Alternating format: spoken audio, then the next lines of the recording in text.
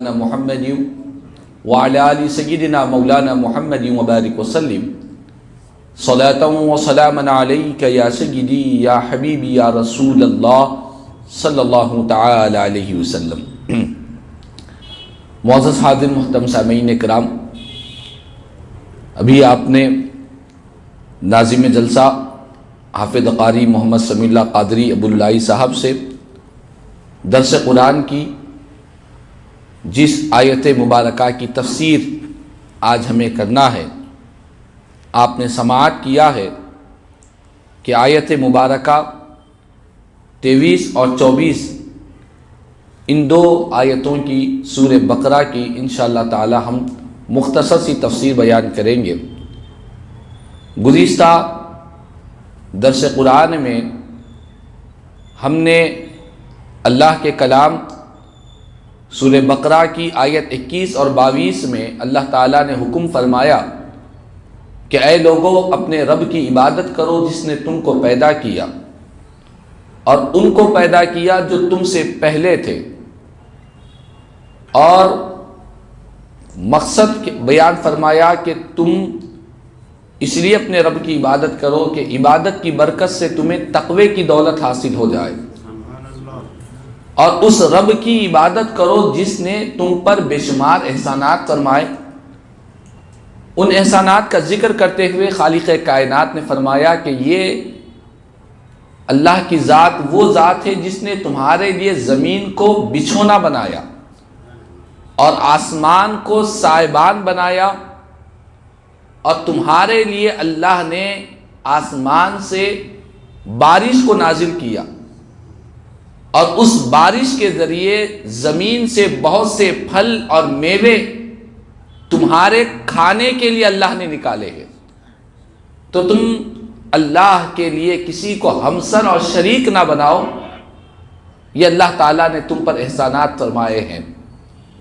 اب اس آیت مبارکہ میں چونکہ اللہ کی عبادت کا حکم دیا، رب کی بندگی کا پہلے حکم دیا گیا، اب کہا جا رہا ہے کہ رب کی بندگی کیسے کرے، اس کا کوئی قانون، اس کا کوئی دستور، اس کا کوئی طریقہ۔ تو فرمایا کہ سنو، اس کا طریقہ، اس کے دستور کے لیے ہم نے ایک کتاب قرآن مجید کی شکل میں ہمارے پیارے محبوب صلی اللہ علیہ وسلم کے ذریعے تم کو عطا فرمایا ہے۔ اب یہاں پر قرآن کی عظمت کا بیان کیا جا رہا ہے، قرآن مجید کی عظمت، اس کی شان، اس کی مقام و مرتبے کو اللہ تعالیٰ نے بیان فرمایا۔ پہلے ان دونوں آیتوں کی میں تلاوت کروں گا، اس کے بعد انشاءاللہ اس پر ہم تفسیر، اس کی وضاحت کا شرف حاصل کریں گے۔ اعوذ باللہ من الشیطان الرجیم، بسم اللہ الرحمن الرحیم۔ وَإِن كُنتُمْ فِي رَيْبٍ مِّمَّا نَزَّلْنَا عَلَىٰ عَبْدِنَا فَأْتُوا بِسُورَةٍ مِّن مِّثْلِهِ وَادْعُوا شُهَدَاءَكُم مِّن دُونِ اللَّهِ إِن كُنتُمْ صَادِقِينَ فَإِن لَّمْ تَفْعَلُوا وَلَن تَفْعَلُوا فَاتَّقُوا النَّارَ الَّتِي وَقُودُهَا النَّاسُ وَالْحِجَارَةُ أُعِدَّتْ لِلْكَافِرِينَ۔ صدق اللہ العظیم۔ فرمایا کہ اور اگر تمہیں کچھ شک ہو اس کتاب کے بارے میں جو ہم نے اپنے خاص بندے یعنی رسول کریم صلی اللہ تعالی وسلم پر قرآن کو اتارا ہے، تو اس جیسی ایک صورت تو لے آؤ، اور اللہ کے سوا اپنے سب حمایتیوں کو بلا لو اگر تم سچے ہو۔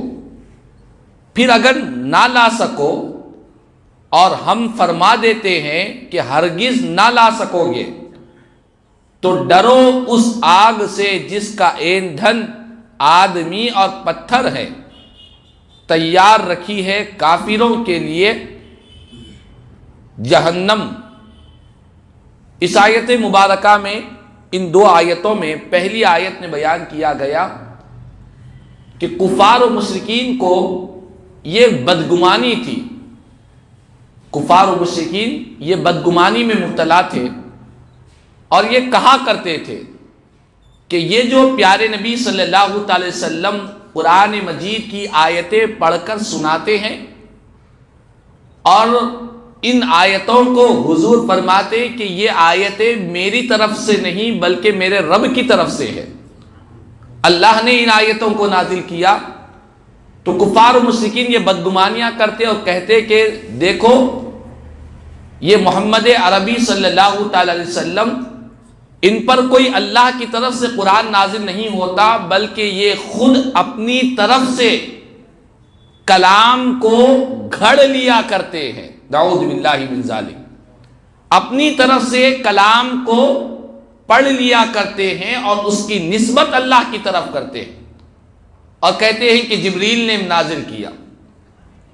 تو یہ بات بھی ایک حقیقت ہے کہ جو قرآن نازل ہوا ہے، یہ قرآن کا سارا دار و مدار الحمد سے لے کر ناس تک تمام کا تمام اللہ کا کلام، ساری قرآن کی آیتیں سب رسول کریم صلی اللہ تعالی وسلم کی ذات پر ہی منحصر ہے۔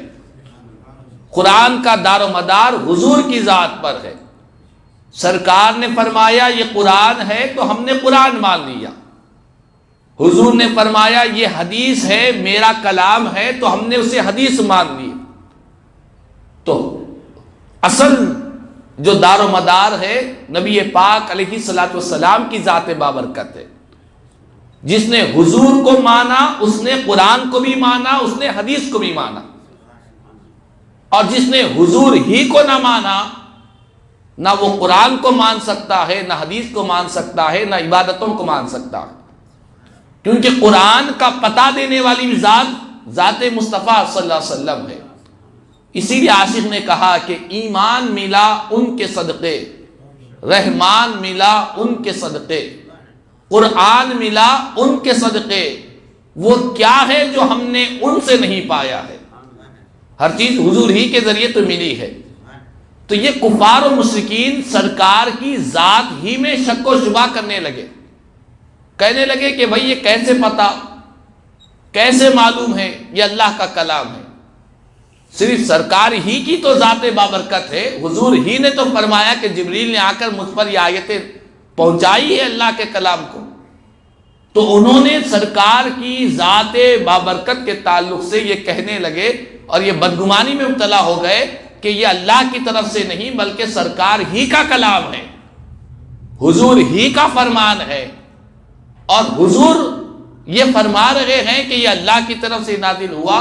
انہوں نے بدگمانیوں میں مبتلا ہو گئے اور اس طرح کی بدگمانی والی باتیں کرنے لگے۔ تو اس پر یہ آیت کریمہ نازل ہوئی اور کہا گیا کہ دیکھو اگر یہ کلام مخلوق کا ہوتا، اگر یہ کلام انسانوں کا ہوتا، اگر یہ کلام کسی بندے کا ہوتا تو تم بھی اس کلام کی طرح کوئی ایک کلام پیش کرو، تم بھی اس آیت کی طرح کوئی ایک آیت، کوئی ایک سورت پیش کرو۔ تمہارا دعویٰ ہے کہ یہ قرآن حضور نے خود سے گھڑا ہے، اللہ کا نہیں ہے، تو تم بھی اس جیسا ایک سورت کو لے کر آؤ۔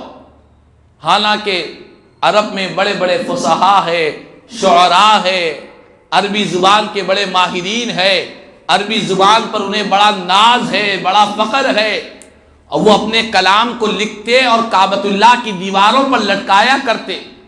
اتنا انہیں اپنے آپ پر یقین ہے، انہیں کہا جا رہا ہے کہ دیکھو اگر یہ کلام بندوں کا ہوتا تو تم بھی قرآن جیسی ایک آیت لے کر آؤ، قرآن جیسی ایک سورت لے کر آؤ۔ اگر تمہیں شک ہے کہ یہ اللہ کی طرف سے نازل نہیں ہوا ہے تو تم بھی تو اپنی طرف سے لاؤ۔ لیکن قربان جائے قرآن کی فصاحت و بلاغت پر، ایک قرآن کی ایک سورت تو دور کی بات ہے، ایک آیت بھی اللہ کے کلام کی طرح وہ لا نہیں سکے۔ تو معلوم یہ ہوا کہ مخلوق اگر کوئی چیز بناتی ہے تو اس کی کاپی ہو سکتی ہے، لیکن خالق جس چیز کو بنائے مخلوق اس کی کاپی نہیں کر سکتی۔ اس کی ایک میں آپ کو مثال دوں، ایک دنیا میں کیا کیا نہیں بن رہا ہے۔ ایک کمپنی نے ہوائی جہاز بنایا، دوسری کمپنی نے اس سے بہتر ہوائی جہاز بنایا، ایک کمپنی نے اچھا فون نکالا، دوسری کمپنی اس سے زیادہ فیچرز والے فون نکال دیے۔ ایک کمپنی نے سائنس کی کوئی بڑی راکٹ کو ایجاد کیا، دوسرے سائنسدانوں نے اس سے طاقتور راکٹ کو ایجاد کر دیا۔ یہ مخلوق ہے، بندے ہیں، انسان ہے۔ انسان کی بنائی ہوئی چیز کو انسان بنا سکتا ہے، لیکن جس چیز کو خالق نے بنایا ہے، ایک چیونٹی جس کو رب نے بنایا ہے، ساری کائنات مل کے ایک چیونٹی نہیں بنا سکتی ہے۔ یہ میرے خالق و مالک کی بناوٹ ہے۔ رب نے ایک مچھر بنایا ہے، ساری دنیا مل کر ایک مچھر کا پر نہیں بنا سکتی ہے۔ بنانے والی ذات خالق کی ذات بابرکت ہے۔ تو اس قرآن کے ذریعے بیان کیا گیا کہ دیکھو، اگر تمہیں شک ہے کہ یہ اللہ کا کلام نہیں ہے، حضور نے اپنی طرف سے گھڑ لیا ہے، تو فرمایا کہ اس قرآن جیسی ایک سورت کو لے کر آؤ۔ خالق کا کلام ہے، خالق کے کلام کا مقابلہ اس کلام کے ہمنوا مخلوق کلام نہیں بنا سکتی ہے۔ تو ارشاد فرمایا، اور اگر تمہیں شک ہے ان چیزوں میں جو ہم نے ہمارے بندے پر نازل کیا ہے۔ ہمارے بندے سے مراد کون ہے؟ ہمارے بندے سے مراد ذات مصطفیٰ صلی اللہ علیہ وسلم ہے۔ ہم سب کہتے ہیں کہ ہم بھی اللہ کے بندے ہیں۔ ہمارا کہنا کہ ہم اللہ کے بندے ہیں حق ہے، اس میں کوئی انکار نہیں ہے۔ ہمارا کہنا کہ ہم اللہ کے بندے ہیں اس کی بات الگ ہے، اور خالق کا کہنا کہ یہ میرے بندے ہیں اس کی شان کا الگ معاملہ ہے۔ خالق کہے کہ یہ ہمارے بندے ہیں، مالک کہے کہ یہ ہمارے بندے ہیں، تو اس بندگی کی شان، اس کے مقام و مرتبے کا اندازہ ہوا کرتا ہے۔ ہم سب کہتے ہیں کہ اللہ کے بندے ہیں، لیکن رب کہے کہ یقیناً یہ میرا بندہ ہے، تو اس کی بڑی عظمت معلوم ہوا کرتی ہے۔ تو فرمایا کہ اگر تمہیں شک ہے ان چیزوں میں جو ہم نے اپنے خاص بندے پر نازل فرمایا، اپنے خاص بندے پر نازل فرمایا، یعنی حضور کی ذات پر جس قرآن کو ہم نے نازل کیا، اگر اس بارے میں تمہیں شک ہے، فرمایا فَأْتُوا بِسُورَةٍ مِّن مِّثْلِهِ، اس قرآن جیسی ایک سورت کو لے کر آؤ۔ اور فرمایا کہ صرف تمہیں چیلنج نہیں ہے، بلکہ فرمایا یہ چیلنج قیامت تک آنے والے سارے انسانوں کے لیے ہے۔ ایسی بات نہیں کہ اس دور کے زمانے کے لوگوں میں علم نہیں تھا، معلومات نہیں تھی، شاید نہیں بنا سکے، نہیں، قیامت تک آنے والے سارے انسانوں کو یہ چیلنج ہے کہ تم اللہ کے کلام جیسی ایک صورت لے کر آؤ۔ وہ ہرگز نہیں لا سکتے۔ اللہ کے کلام میں جو فصاحت ہے، جو بلاغت ہے، اس کلام کے اندر جو لذت ہے، اس کلام کے اندر جو مٹھاس ہے، اس کلام کے اندر جو سرور ہے، اس کلام مجید کے اندر دلوں کا جو قرار ہے، اس کلام کے اندر جو وجد کی کیفیت ہے، اس کلام کے اندر بندوں کے اوپر جو کیفیتیں نازل ہوا کرتی ہے، ساری دنیا کے کلام ایک طرف، اللہ کا کلام قرآن ایک طرف۔ چونکہ آپ دیکھیں کہ ایک بندہ کوئی کلام، کوئی بات لکھتا ہے یا کہتا ہے یا پڑھتا ہے، ایک مرتبہ ایک چیز کو اس نے لکھا، دوبارہ وہی چیز لکھ رہا ہے۔ ایک مرتبہ کوئی چیز آپ کو سنایا، دوبارہ وہی چیز سن رہے ہیں۔ تو ایک مرتبہ سننے کے بعد دوبارہ سننے سے طبیعت میں بیزارگی پیدا ہو جاتی ہے۔ یہ انسان کی فطرت ہے کہ ایک ہی بات کو بار بار سننے میں انسان بیزارگی محسوس کرتا ہے، لیکن یہ اللہ کے کلام کی تاثیر ہے کہ بندہ 1000 مرتبہ پڑھتا رہے، ہر مرتبہ ایک نیا لطف اسے محسوس ہوتا رہے گا، ہر مرتبہ ایک نئی لذتیں معلوم ہوتی رہے گی۔ یہ کلام الہی کی تاثیر ہے جو بندوں کے کلام میں ہرگز نہیں آ سکتی ہے۔ تو فرمایا کہ اس قرآن جیسی ایک سورت کو لے کر آؤ، اور تم وَادْعُوا شُهَدَاءَكُم مِّن دُونِ اللَّهِ، ان کنتم صادقین، اگر تم سچے ہو اپنی بات میں تو فرمایا کہ تم اپنے تمام ساتھیوں کو، اپنے تمام مددگاروں کو بھی جمع کر لو۔ دنیا کے کونے کونے میں اگر تم پورے انسانوں کو، اپنے مددگاروں کو جمع کرنا چاہتے ہو تو سب کو بلا لو اور سب مل کر اللہ کے کلام کی جیسی ایک صورت کو لے کر آؤ۔ فرمایا نہیں، تم ہرگز نہیں لا سکتے۔ فَإِن لَّمْ تَفْعَلُوا، اگلی آیت نے فرمایا پس اگر تم یہ کام نہیں کر سکتے، وَلَن تَفْعَلُوا، اور تم ہرگز کر بھی نہیں سکتے، تمہارے پاس یہ طاقت، یہ صلاحیت، یہ قوت، یہ استطاعت، یہ گنجائش ہے ہی نہیں کہ خالق کے کلام کے جیسی ایک آیت کو لے کر آئے۔ فرمایا فَإِن لَّمْ تَفْعَلُوا، اگر تم نہ کرو اور تم ہرگز نہ کرو گے تو پھر کرنا کیا ہے؟ فرمایا فَاتَّقُوا النَّارَ الَّتِي، تو تم ڈرو اللہ کی اس آگ سے، اس جہنم سے ڈرو جس کا ایندھن لوگ ہے اور پتھر ہے۔ یعنی جہنم کے اندر بہت سے عذابات ہوں گے، عذاب کے بہت سے حصے ہیں جہنم میں، لیکن ان کفار و مشرکین کو کہا جا رہا ہے کہ تم نے اللہ کے کلام کا انکار کر رہے ہو، تمہیں ایسی آگ میں ڈالا جائے گا کہ جس کا ایندھن، ایندھن کسے کہتے ہیں؟ ایندھن کا مطلب یہ ہے کہ جب آگ لگائی جاتی ہے تو جس چیز کے ذریعے آگ کو لگایا جاتا ہے، سلگایا جاتا ہے، اسے ایندھن کہتے ہیں۔ مثلا کسی نے پیپروں کو جلا دیا ہے تو یہ جو پیپر ہے، اوراق ہے، یہ ایندھن ہے۔ کسی نے آگ لگائی ہے لکڑی کے ذریعے تو یہ جو لکڑی ہے یہ ایندھن ہے جس کے ذریعے آگ سلگائی جاتی ہے، جس چیز کے ذریعے آگ کو بھڑکایا جاتا ہے۔ فرمایا کہ ایسی آگ سے ڈرو جس کا ایندھن یہ لکڑی نہیں ہوگی، یہ اوراق نہیں ہوں گے، بلکہ جہنم کی اس آگ کا ایندھن جس میں کفار و مشرکین کو ڈالا جائے گا، قرآن کہتا ہے کہ اس کا ایندھن انسان ہوں گے، اس کا ایندھن پتھر ہوں گے۔ انسانوں سے کون سے انسان مراد ہے؟ تو فرمایا گیا کہ وہ انسان جنہوں نے کفر و شرک میں زندگی گزاری ہے، ان کو ایندھن بنایا جائے گا، ان کے ذریعے آگ کو سلگایا جائے گا۔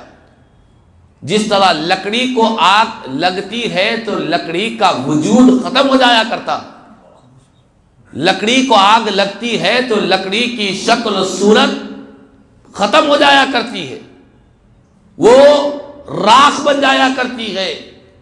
اسی طرح جہنم کی، دوزخ کی جو آگ ہوگی اس کا ایندھن لکڑی نہیں بلکہ انسان ہوں گے اور پتھر ہوں گے۔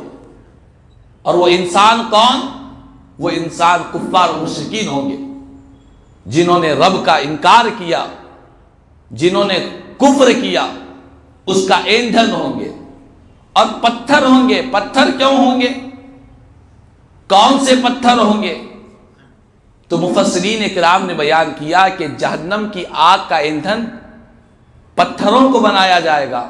پتھر کیوں ہوں گے؟ تو اس کی وجہ بیان کی کہ یہ کفار و مشرکین بتوں کی پوجا کیا کرتے تھے، پتھروں سے تراشے ہوئے، اپنے ہاتھوں سے بنائے ہوئے بتوں کی، پتھروں کی یہ پوجا کیا کرتے تھے۔ تو ان کو ذلیل کرنے کے لیے بتلایا جائے گا کہ دیکھو، جس رب کی عبادت کو، جس کی بندگی کو چھوڑ کر تم ان پتھروں کی پوجا کیا کرتے تھے، ان کی عبادت کیا کرتے تھے، آج تمہیں بھی آگ میں ڈالا جا رہا ہے اور تمہارے معبودان باطلہ کو بھی آگ میں ڈالا جا رہا ہے۔ دونوں کو جہنم کا ایندھن بنایا جائے گا۔ تو فرمایا اس آگ سے ڈرو جس کا ایندھن انسان ہے، لوگ ہے اور پتھرے ہے۔ اس کے بعد فرمایا اعدت للکافرین، یہ جو ایندھن، یہ جو جہنم ہے، یہ کافروں کے لیے بنا دی گئی ہے، یہ کفار کے لیے تیار کر دی گئی ہے۔ یہاں پر ایک عقیدہ ہمارے علماء نے بیان کیا قرآن کی اس آیت میں، اعدت للکافرین، یعنی زمانہ ماضی کا صیغہ استعمال کیا گیا کہ جہنم کو بنا دیا گیا ہے، بنا دیا گیا ہے۔ یہ نہیں کہا گیا کہ بنایا جائے گا۔ تو اس سے عقیدہ یہ معلوم ہوتا ہے کہ جنت ہو یا جہنم ہے، یہ دونوں پیدا کر دی گئی ہے، یہ دونوں تیار کر دی گئی ہے۔ ایسا نہیں کہ مرنے کے بعد جنت تیار ہوگی، مرنے کے بعد قیامت کے میدان میں جہنم کو تیار کیا جائے گا، نہیں، یہ دونوں تیار ہو گئے ہیں۔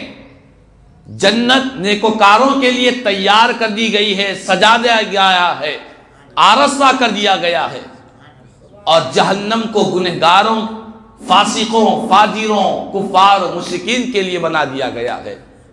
تو الغرض ان دونوں آیتوں میں اللہ کے کلام کی اہمیت بھی بیان کی جا رہی ہے، اور ساتھ ہی ساتھ کفار و مشرکین کے لیے دردناک عذاب بیان کیا جا رہا ہے۔ مقصد یہی ہے کہ بندے اپنی نافرمانی والی روش کو چھوڑے اور اللہ کی عبادت و بندگی کی طرف آئے، جہنم کے عذاب سے ڈرے، چونکہ جہنم کے عذاب کا ذکر کیا جا رہا ہے ڈرنے کے لیے، بندوں کو خوف دلانے کے لیے، چونکہ عبادتیں، نیکیاں دو وجوہات سے ہوتی ہیں، یا تو بندے کو خوف ہونا چاہیے یا بندے کو شوق ہونا چاہیے۔ خوف کے لیے جہنم کو پیدا کیا گیا، شوق کے لیے جنت کو پیدا کیا گیا۔ جنت کی بہاریں بندہ سنے گا تو جنت کو پانے کے لیے اس کے دل میں شوق پیدا ہوگا، جب شوق پیدا ہوگا تو وہ جنتی والے اعمال کو اختیار کرے گا۔ اور جہنم کو پیدا کیا گیا خوف دلانے کے لیے کہ گنہگاروں کے لیے، نافرمانوں کے لیے، رب کو ناراض کرنے والوں کے لیے، ان کے لیے جہنم کو بنا دیا گیا، تو بندہ خوف سے اپنے آپ کو گناہوں سے روکے گا اور نیکی کی راہ پر چلے گا۔ بہرحال خالق کائنات نے بندوں کی کیفیت، ان کی مزاج، ان کی طبیعت کے مطابق قرآن میں شوق بھی دلایا گیا، بندوں کو خوف بھی دلایا گیا۔ یہ پہلی آیت میں خوف ہے، اس کے بعد اگلی جو آیت انشاءاللہ بیان کی جائے گی اس میں بندوں کو شوق دلایا جا رہا ہے، جنت کی بہاروں کا ذکر کر کے، جنت کی نعمتوں کا ذکر کر کے۔ ایک حجت الاسلام حضرت امام غزالی رحمۃ اللہ تعالی علیہ مکاشفۃ القلوب میں ایک بہت ہی پیاری بات بیان فرماتے ہیں کہ بندہ جس طرح دولت سے محبت کرتا، اگر اسی طرح جنت سے وہ محبت کرتا۔ آپ پوچھیں گے کہ جنت سے کس کو محبت نہیں ہے؟ ہر ایک کو محبت ہے۔ نہیں، محبت کا دعویٰ کرنا اور ہے، محبت کے تقاضوں پر عمل کرنا اور ہے۔ آپ کو ماں باپ سے محبت ہے، یہ آپ کا دعویٰ ہے، لیکن محبت میں آپ والدین کی اگر خدمت نہیں کرتے، محبت میں والدین کو آپ راضی نہیں کرتے، تو پھر آپ کا یہ دعویٰ صرف دعویٰ کہلائے گا۔ دولت سے محبت ہے ہم کو، تو اس کی دلیل بھی یہ ہے کہ دولت کو پانے کے لیے محنت کرتے ہیں، کوشش کرتے ہیں، جد و جہد کرتے ہیں۔ تو جس طرح دولت سے محبت ہے تو اس کو پانے کے لیے کوشش کرتے ہیں، شب و روز محنت کرتے ہیں، سوچتے ہیں، اس کے لیے نہ جانے کتنے پاپڑ بیلتے ہیں۔ ٹھیک اسی طرح اگر ہم کو جنت سے محبت ہے تو جنتیوں جیسے اعمال بھی اختیار کریں۔ جنت سے محبت ہے تو جنت کا جو راستہ ہے وہ نیکیوں کا راستہ ہے، عبادتوں کا راستہ ہے، اللہ اس کے رسول کی رضا کا راستہ ہے، اس راستے کو اختیار کرے۔ تو وہ امام غزالی رحمۃ اللہ تعالی علیہ بزرگ کا قول نقل کرتے ہیں کہ اگر بندے کو جس طرح دولت سے محبت ہے، اگر اسی طرح جنت سے محبت ہوتی تو اللہ تعالیٰ اسے دولت بھی عطا کرتا، جنت بھی عطا فرماتا، دولت بھی مل جاتی اور جنت بھی نصیب ہو جاتی۔ اور اسی طرح آپ فرماتے ہیں کہ بندے کو جس طرح لوگوں کے ڈر سے وہ اپنے ظاہر کو سنوارتا ہے کہ لوگ کیا کہیں گے، لوگوں کے ڈر سے کوئی ذلت والا کام نہیں کرتا، رسوائی والا کام نہیں کرتا، بے عزتی والا کام نہیں کرتا کہ یہ کام کروں گا تو میرے پڑوسی کیا کہیں گے، میرے دوست کیا کہیں گے، میرے رشتہ دار کیا کہیں گے، یہ انسان کے دل میں خیال پیدا ہوتا۔ تو جس طرح لوگوں سے ڈر اس کے سینے میں پیدا ہوتا ہے تو وہ اپنے آپ کو بہت سے کاموں سے روکے رکھتا ہے، اسی طرح اگر اسے جہنم سے ڈر پیدا ہو جاتا تو اللہ تعالیٰ اسے دونوں جہاں میں سعادت نصیب فرما دیتا۔ تو بہرحال قرآن کی ان دو آیتوں سے یہ پیغام دیا جا رہا ہے کہ جہنم کافروں کے لیے تیار کر دی گئی ہے۔ اب رہا مسئلہ یہ کافروں کے لیے کیوں کہا گیا؟ چونکہ یہ جو عذاب اس آیت میں ذکر کیا گیا یہ بہت ہی سخت عذاب ہے۔ یہ سخت ترین عذاب صرف کفار و مشرکین کے لیے رہے گا، اور جہنم کو کافروں کے لیے پیدا کیا گیا، اس لیے کہا گیا کہ کافر ہمیشہ ہمیشہ جہنم میں رہیں گے۔ مومن ایمان والا گناہوں کی وجہ سے، نافرمانیوں کی وجہ سے، صحیح احادیث میں آتا ہے کہ وہ اپنی بدعملیوں کی وجہ سے جہنم میں جائے گا، لیکن وہ ہمیشہ ہمیشہ جہنم میں نہیں رہے گا۔ مومن کے لیے دخول فی النار ہے، خلود فی النار نہیں ہے۔ دخول فی النار کا مطلب یہ ہے کہ وہ جہنم میں اپنی بدعملیوں کی وجہ سے جائے گا، داخل ہوگا۔ کافر خلود کا مطلب یہ ہے کہ وہ ہمیشہ ہمیشہ جہنم میں رہے گا۔ تو ہمیں اللہ کا شکر بھی ادا کرنا چاہیے کہ اگرچہ کہ ہم گنہگار خطا کار ہی کیوں نہ ہو، اللہ نے ایمان کی تو دولت عطا فرمائی۔ اسی ایمان کی بدولت ہے، اسی ایمان کی برکت ہے کہ بندہ جہنم میں جائے گا بھی تو ہمیشہ قائم نہیں رہے گا، اپنے گناہوں کی سزا پا کر یا اللہ کے فضل و کرم سے یا رسول پاک علیہ السلام کی شفاعت عظمیٰ کی وجہ سے یا اولیاء، علماء، صلحاء، شہداء، حفاظ اور اللہ کے نیک بندوں کی شفاعت کی وجہ سے وہ جہنم سے نکل جائے گا۔ تو بہرحال اللہ تبارک و تعالیٰ سے دعا ہے کہ اللہ تبارک و تعالیٰ ہم تمام کو سورہ بقرہ کی ان دونوں آیتوں کے فیض و برکات سے مالا مال فرمائے۔ قرآن مجید کی ان آیات طیبات کا اللہ تعالیٰ فیض ہمیں نصیب فرمائے، ہم تمام کو جہنم کے عذاب سے اللہ ہماری محفوظ فرما دے، دوزخ کی ہولناکیوں سے اللہ تعالیٰ ہماری حفاظت فرما دے، رسول پاک علیہ السلام کی سچی محبت نصیب فرما، کہنے سننے سے آدم مجھے ہم تمام کو عمل کی توفیق عطا فرما، آمین ثم آمین، واخر دعوانا الحمدللہ رب العالمین، وما علینا الا البلاغ۔